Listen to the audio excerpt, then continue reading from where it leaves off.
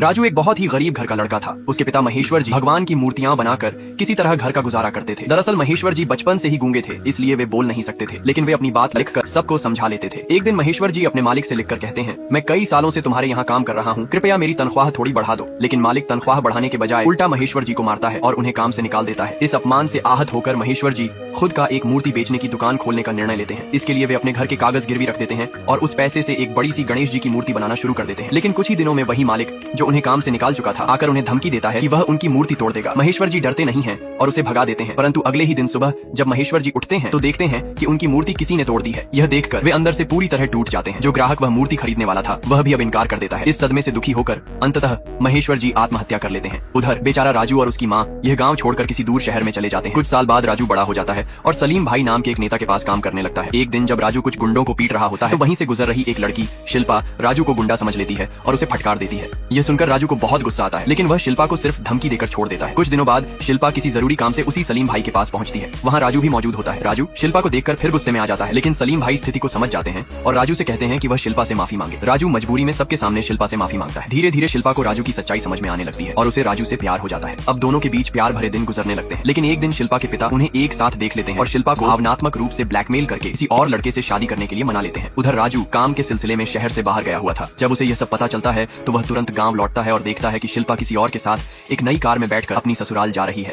ये छोटे छोटे बच्चे जब मस्ती में खेल रहे थे तभी एक मंदिर से घंटी की आवाज आई, जिसे सुनकर सभी बच्चे मंदिर की ओर दौड़ पड़े। दरअसल ये किसी साधारण मंदिर की घंटी नहीं थी, बल्कि गांव की देवी माँ की घंटी थी, क्योंकि आज गांव में देवी माँ को किसी की बलि चढ़ा। बेटा, मुझे देखकर इग्नोर मत करना। इस बार जो भी एग्जाम में पास होना चाहता है मैं पास कर दूंगी, मगर मेरा भी एक काम करना होगा। तुम्हें इस वीडियो को एक लाइक और चैनल को सब्सक्राइब करना होगा और 5 सच्चे मित्र को शेयर करना होगा। और मेरे बेटे जाते जाते कमेंट में सरस्वती माँ लिख दो।